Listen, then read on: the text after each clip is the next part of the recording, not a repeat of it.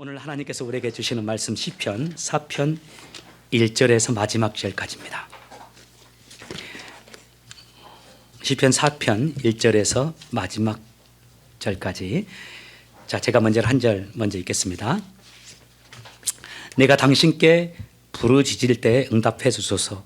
나의 의로우신 하나님, 내 근심을 덜어주시고 나에게 은혜를 베풀어 주시고 나의 기도를 들어주소서.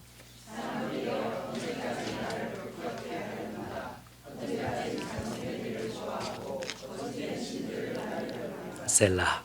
여호와께서 경건한 사람들을 선택하셨다라는 사실을 너희들은 알아야 한다. 내가 기도할 때 여호와께서 듣고 계신다는 사실을 알아야 한다.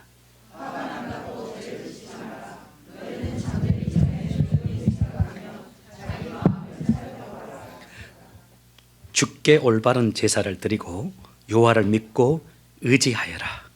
많은 사람들이 누가 우리에게 선한 것을 보여주겠는가라고 물으니 여호와여, 주님의 얼굴을 우리에게 비추어 주소서. 주께서 나의 마음에 큰 기쁨을 채워주시니 이 기쁨은 곡식과 새 포도주가 가득할 때의 기쁨보다 더 큽니다. 내가 평안히 누워 잠을 자니 나를 이렇게 안전하게 돌보아 주시는 분은 오직 여호와뿐이십니다. 아멘. 예, 자리에 앉으시기 바랍니다. 제가 오늘은 여러분께 질문하면서 말씀을 시작할게요. 질문 들으시면서 속으로 한번 대답해 보시기 바랍니다. 이번 주 토요일 날 10시에 내가 한 친구를 집으로 초대했습니다. 토요일이라서 아침에 좀 늦게까지 자고 싶은데 그 친구 오기로 되어 있어서 아침 한 7시부터 일어나서 친구 맞을 준비를 했어요. 시장에 가서 그 친구가 좋아하는 간식도 사오고 아이스크림도 준비했습니다.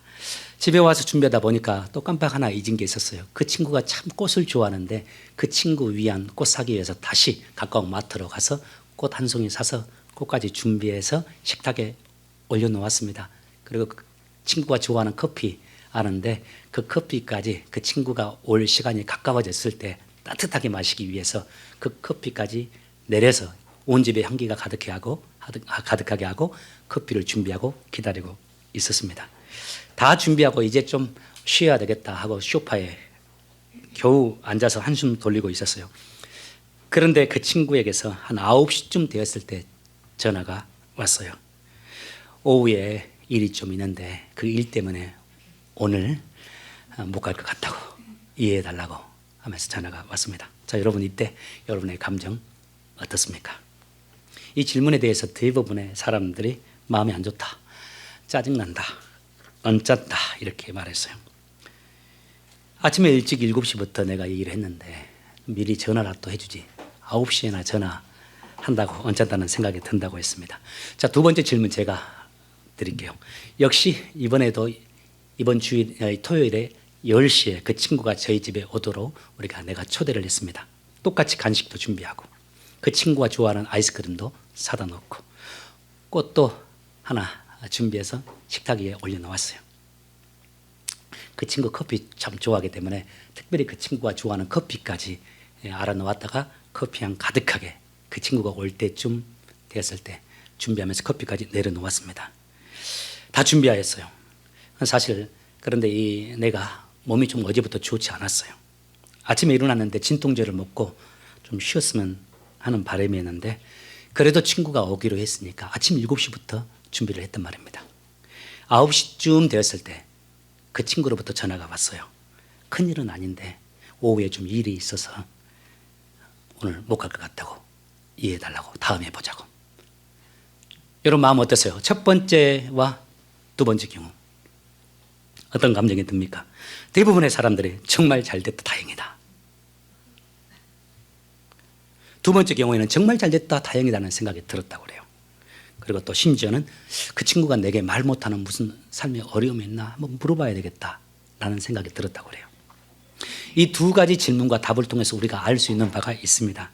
동일한 사건에 대해서도 우리의 감정, 우리의 반응이 달라질 수 있다라는 겁니다.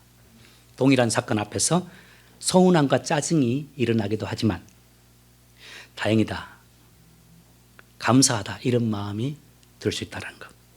이를 통해서 우리의 반응을 결정짓는 것은 나의 마음의 태도와 자세에 달려있다는 점을 알 수 있죠.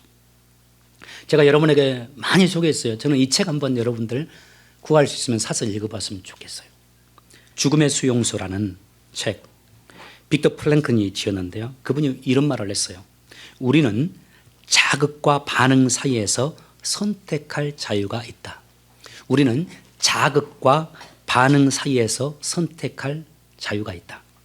여기서 자극이라는 것은 내 삶에 일어나는 나를 자극하는 사건들을 의미해요. 그리고 반응은 그 사건들, 그 내게 주어진 자극들을 수용하는 나의 태도와 자세를 의미합니다. 그분이 또 이렇게 연속으로 이야기했습니다. 내게 다가오는 자극에 대해서 내가 어떻게 반응하느냐는 철저히 내 몫이며 하나님께서는 우리 인간에게 어떤 반응을 선택할 수 있는가, 선택할 것인가 하는 자유의지를 주셨다. 그리고 그 자유의지를 어떻게 활용하느냐에 따라 나의 환경을 뛰어넘을 수도 있고 얼마든지 가치 있는 인생을 살아갈 수 있다. 오늘 본문이 우리의 삶에 여러 자극들 가운데 특별히 나를 힘들게 하고 나를 아프게 하는 자극들이 내게 다가왔을 때 내가 어떻게 반응해야 하는가를 우리에게 잘 알려주는 말씀입니다. 특별히 하나님의 사람으로서, 그리스도인으로서 내게 다가오는 어려움 앞에서, 나를 힘들게 하는 자극 앞에서 어떻게 반응해야 될지를 설명합니다. 먼저 4절을 보시기 바랍니다. 우리 4절 제가 지난주 거 보내줬나요? 넘겨보세요 한번. 제가 읽어드릴게요. 4절입니다. 화가 난다고 죄를 짓지 마라. 너희는 잠들기 전에 조용히 생각해보며 자기 마음을 살펴보아라. 성경은 힘들고 어려운 고통스러운 환경이 우리에게 다가왔을 때, 그것이 깨어진 관계이든지 물질의 어려움이든지 건강상의 어려움이든지 그것이 무엇이든지 간에 그 내게 다가온 어려운 환경 앞에서 이렇게 하라고 고민합니다. 하나님 앞에서 조용히 생각해 보라고. 하나님 앞에서 내 마음을 살피라고요. 바로 먼저 자기 성찰을 하라고 주님이 말씀하세요. 내게 지금 다가와 있는 이 어려움이 왜 내게 다가왔는지, 혹시 나의 잘못된 어리석음으로 인해서 내가 이 어려움을 지금 당하고 있지는 않는지, 그리고 내가 이 어려움 앞에서 품고 있는 나의 이 마음이 하나님이 기뻐하시는 마음인지 성찰하라고요. 그 다음에 중요합니다. 자기를 살필 때 진실하게요. 정직하게 나를 돌아보고 객관적으로 나를 주 앞에서 살펴보라는 말씀이에요. 우리가 모두 알듯이 이 본문의 시가 다윗의 시입니다. 모든 학자들이, 대부분의 학자들이 이 시는 다윗이 압살롬의 반역이 일어났을 때 쫓기면서 피난길에서 작성한 시로 추정해요. 압살롬이 누군지 아실 겁니다.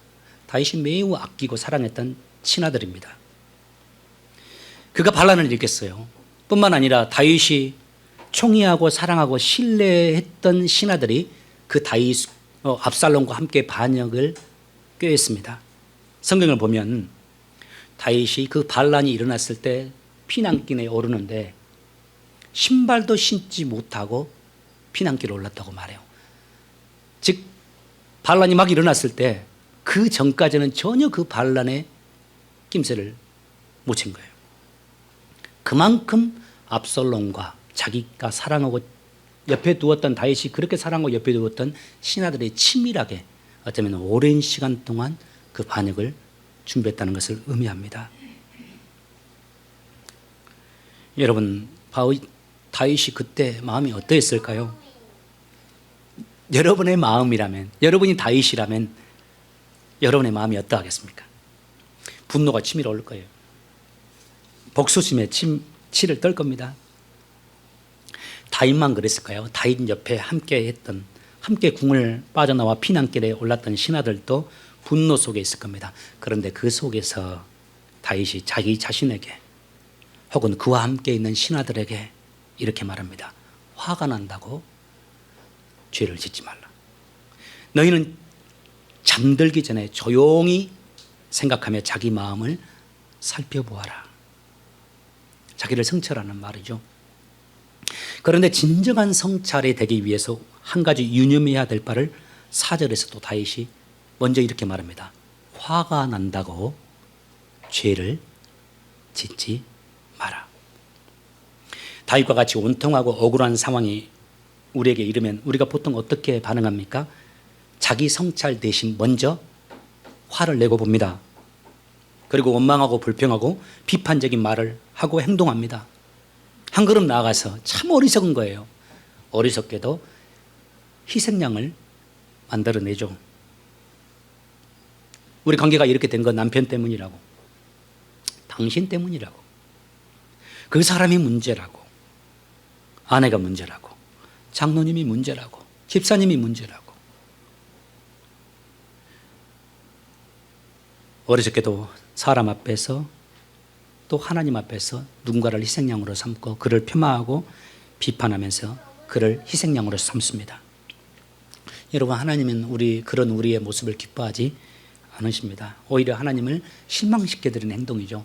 여러분, 우리 예수님을 보세요. 우리 주 예수님, 당신을 못 박는 무리들 앞에서 어떻게 행하셨나요? 예수님을 조롱하는 무리들에게 예수님이 어떻게 행하셨나요?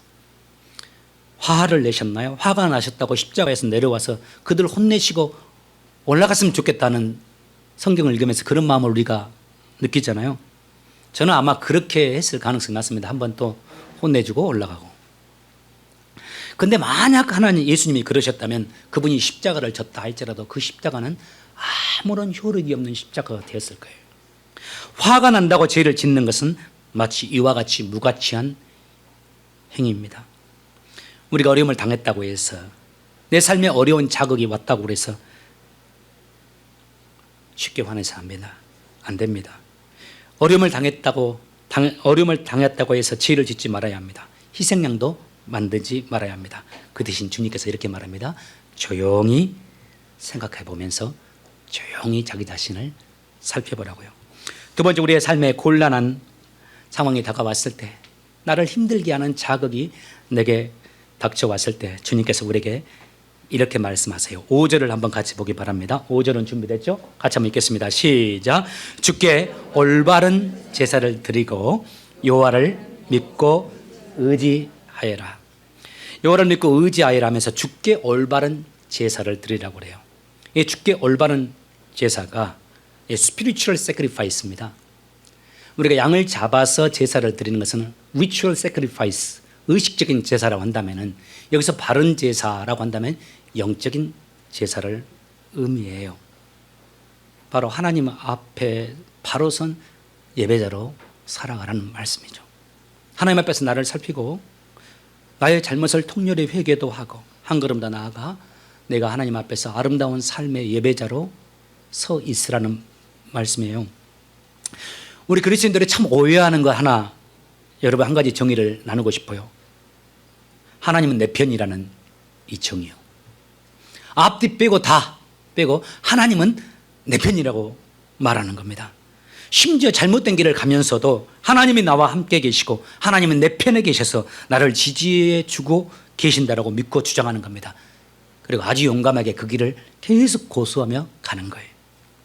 지금 압살롬이 그렇습니다. 지금 압살롬과 그의 반란에 함께 참여했던 자들이 그대요. 그들이 다 하나님이 자신들의 편이라고 생각합니다. 하나님이 자신들의 이 반란을 지지해 주시고 자기들을 도와주셔서 새로운 정권을 일으켜 주시는 것이 맞다라고, 하나님은 그걸 응원하신다고, 하나님이 도와주고 계신다라고 확신하는 겁니다. 그래서 성경을 보면 그들이 반란을 일으키면서도 하나님께 기도하고 제사도 지내요. 여러분, 이 이야기가 옛 이야기가 아닙니다. 오늘날 우리들의 이야기일 수가 있습니다. 여러분, 하나님은 누구의 편일까요? 하나님은 어떤 사람의 손을 들어주시고 누구를 사랑해 주실까요? 3절에서 하나님이 이렇게 말씀해요. 우리 3절 같이 읽겠습니다. 시작. 여호와께서 경건한 사람들을 선택하셨다라는 사실을 너희들은 알아야 한다. 하나님은 경건한 사람들의 편입니다. 하나님은 이 경건한 사람들을 통해서 당신의 일을 이루어 가세요. 하나님은 당신 앞에 바로 선 사람들을 선택해 주시고 그들의 편이 되어 주신다는 말씀입니다. 그러시면서 여기서 끝나지 않고 아주 중요한 말씀 한 가지 하세요. 5절에 보면 여호와를 믿고 의지하여라. 무슨 말이죠? 하나님 믿고 기다리란 말씀이죠. 어려움을 당했을 때 하나님이 당신의 뜻을 이루어 주실 테니까, 하나님의 때가 되면 당신의 뜻을 나타내실 것이니까 견디내라는 말입니다. 그러면서 계속해서 3절에서 이렇게 말해요. 3절, 내가 기도할 때 여호와께서 듣고 계시다라는 사실을 알아야 한다. 그리고 화가 난다고 죄를 짓지 말라. 가만히 보면 우리는 기다리지 못하는 것 같아요. 기다려도 충분히는 못 기다리는 성향의 사람들 같아요. 우리들이요. 어떤 일을 할 때에도, 부부 관계에서도요, 기다리지 못해요. 자녀를 볼 때에도 좀 기다려주면 될 텐데 기다리지를 못해요. 성도와의 관계 속에서도요. 그러니까 깨어지고 더 어려움이 생기는 거죠. 충분히 기다리지 못하는 경향이 있어요. 그리고 나의 작은 지혜와 지식을 크게 봅니다. 그리고 그 지혜와 지식을 의지하여 우리 뜻대로 행하고자 합니다. 하나님이 기뻐하지 않는다는 것을 알면서도 인간적인 방법을 동원해서요. 그러나 진정한 하나님의 사람들은 그렇지 않죠. 그에게도 지혜가 있고 그에게도 지식이 있습니다. 어쩌면 더 많은 지혜와 지식이 있을 수 있습니다. 그런데 그는 자신의 그 지혜와 지식을 의지하지 않고 함부로 그 지혜와 지식을 사용하지 않습니다. 그에게는 무엇보다 하나님의 뜻이 먼저입니다. 하나님이 무엇을 원하실까가 먼저이고 하나님의 방법이 우선입니다. 그래서 그는 철저히 하나님의 뜻 안에서만, 그가 할 수 있는 부분에서만 최선을 다하며 기다리며 나아갈 수 있어요. 그래서 기다릴 줄 압니다. 하나님의 선하심을 믿고 신뢰하기 때문이에요. 그 결과가 어떻게 될까요? 하나님이 이렇게 역사해 주신다고 말합니다. 7절입니다. 우리 같이 한번 읽겠습니다. 시작. 주께서 나의 마음에 큰 기쁨을 채워주시니 이 기쁨은 곡식과 새 포도주가 가득할 때의 기쁨보다 큽니다. 주님을 믿고 신뢰하고 기다리는 자, 그 사람에게 주님이 이것을 주신대요. 전 참 이게 좋더라고요. 기쁨을 주신대요. 마음에. 이 기쁨이 곡식이 풍성했을 때, 새 포도주가 풍성했을 때, 즉 눈에 보이는 물질적인 것이 다 잘 되었을 때 주어지는 기쁨이 아니라 주님으로부터 주어지는 기쁨입니다. 주님의 사람에게 또 한 가지 그런 사람에게 두드러지는 결과물 현상이 있어요. 정말 묵상하면서 좋았어요. 저는 이 은혜가 여러분에게 있기를 바랐는데요. 8절 다 같이 보세요. 시작. 내가 평안히 누워 잠을 자니 나는 이렇게 안전하게 돌보아 주시는 분은 오직 여호와뿐이십니다. 평안히 잠을 잔대요. 인생을 살면서 매일매일 여러분들에게 이 하나님의 은혜가 함께 하시길 예수 이름으로 축복합니다. 영어도 보고 히브리어 성경도 보면 영어가 잘 번역했어요. Sleep in peace예요. 평안하게 잠을 잘 수 있는 거예요. 위기에 처한 사람은, 불안한 사람은 평안히 잠을 자지 못합니다. 특별히 인간의 생리상 어두운 밤이 되면 그 불안감과 위기의식이 더욱 증폭되기 때문이에요. 다윗이 지금 바로 그런 상황이잖아요. 반역자들은 만약 여기서 다윗을 제거하지 못하고 다윗이 재기하게 된다면 자신들은 생명을 부지할 수 없다는 사실을 알아요. 그래서 그들은 반역을 일으켰음에도 불구하고 반역이 아직 성공되지 못할 때 시간이 흐를수록 초조하고 불안해합니다. 그리고 무리수를 둬요. 다윗을 제거하기 위해서. 그러다가 그 무리수가 그들에게 자충수가 되어서 스스로 그들이 무너져 버리지 않습니까? 반면 여러분 다윗은 어땠습니까? 이 풍전등화의 상황에 있는 다윗에게 불면의 밤은 당연하죠. 잠을 이룰 수 있을까요? 그런데 그가 말합니다. 내가 잠을 잔다고요. 깊이 잠을 잘 수 있다고요. 그리고 그 이유를 뒤에서 설명하죠. 바로 여호와 하나님 때문이라고요. 말씀 마치면서 여러분 축복합니다. 여러분 날마다 깊이 잠잘 수 있는 은혜가 있길 바랍니다. 주님 의지하시면서 날마다 승리하시길 예수님으로 축복합니다. 같이 기도합시다.